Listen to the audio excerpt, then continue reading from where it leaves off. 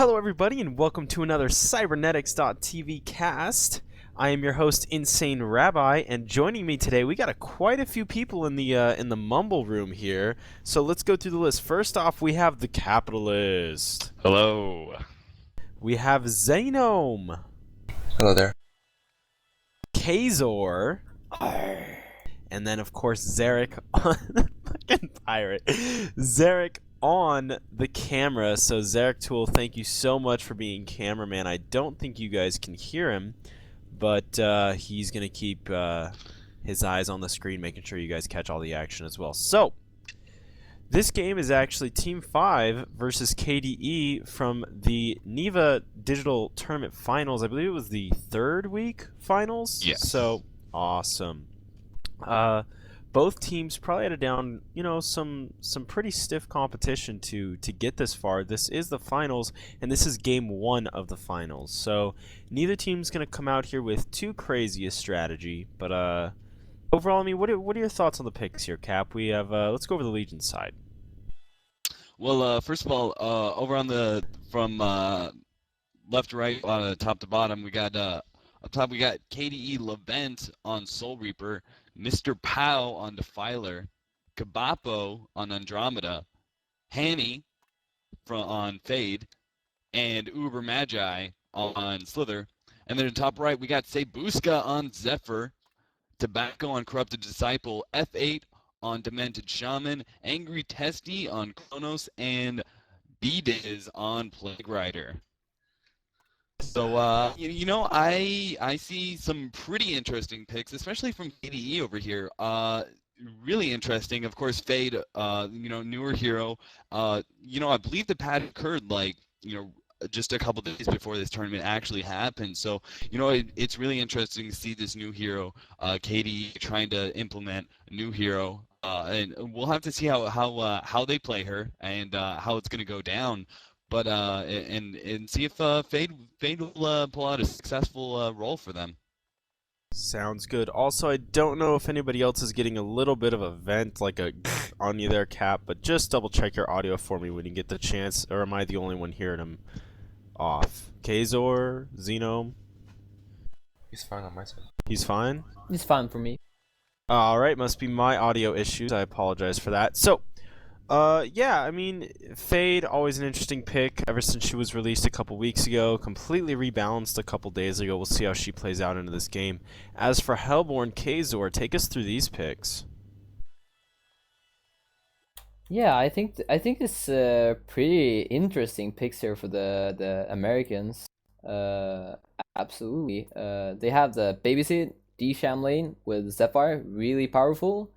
They can basically do the Gust into Creep Wave and Heal Bomb with D-Sham combo. You gotta always love that. You have Testy going Kronos, being babysit by a Plage, it seems like. That's pretty good. Always solid. You have the he's gonna extinguish actually to deny a creep in the start. That's funny.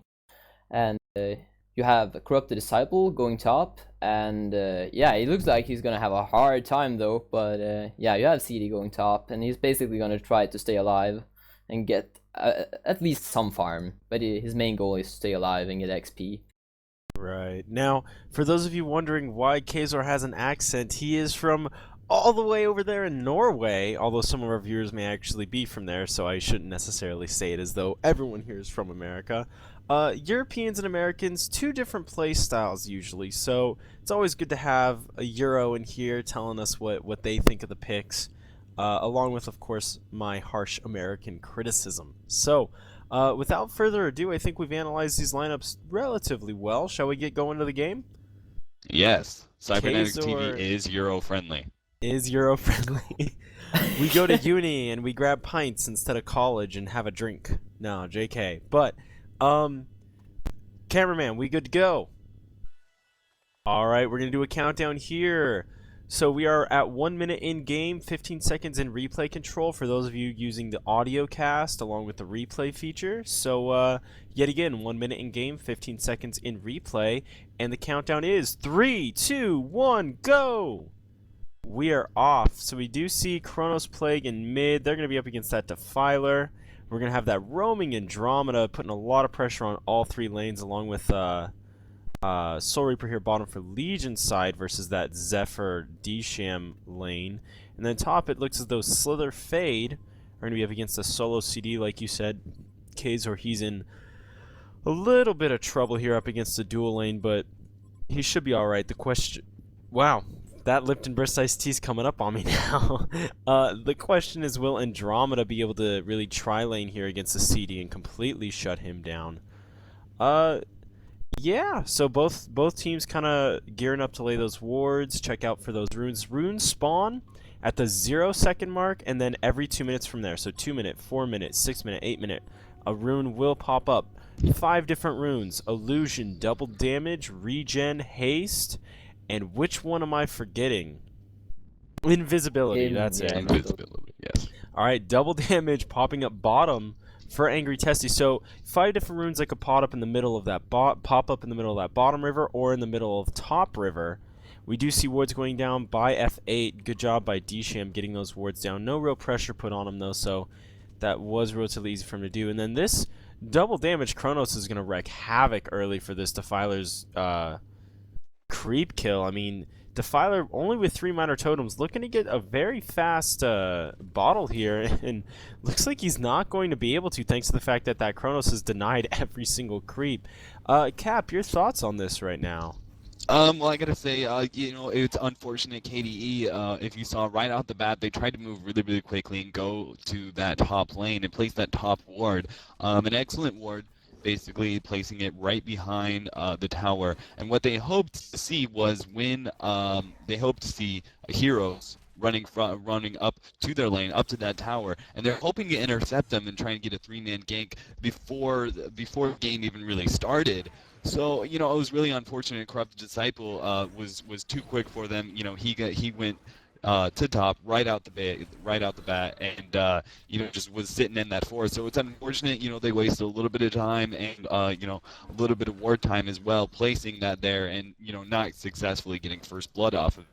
But you know, still, you know, high level play coming out from KDE. I love the idea. I always love to see. You know, those kind of wording and those kind of attempts at first blood before the first 2 minutes. So. Absolutely. Well, roaming strats are usually the most fun to cast. They usually give us the most entertaining types of games. Defiler now with the bottle, so she's going to be attempting to rune control. That bottle does have 3 charges at 135 HP and 70 mana each, and we do see actually Andromeda being, oh no, was harassed by Plague, but not a whole lot going on there.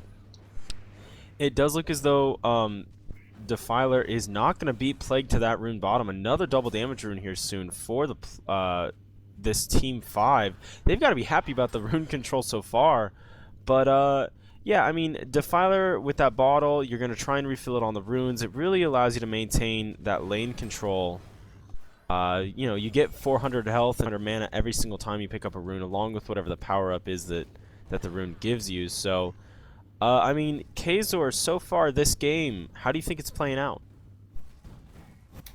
Well, I think that the top lane is really getting some farm off on Fade. I think Slither is actually like babysitting Fade on the top lane, making Corrupted Disciple stay all the way back to his tower. That's really not a good situation, and I don't know what Fade can really do with a big farm, but she's getting the farm though, and it would be interesting to see what she can do with it. Basically, at bottom, it seems like Soul Reaper is having also a tough time. So it seems like they have traded lanes somehow. Like they're letting Sapphire farm at bot and they're letting Fade farm at top. So it's basically a farm feast or something like that. And Andromeda is having a hard time getting those ganks up. She's basically running back and forth and really not doing much yet. So great play by Hellborn, not getting ganked by Andro yet.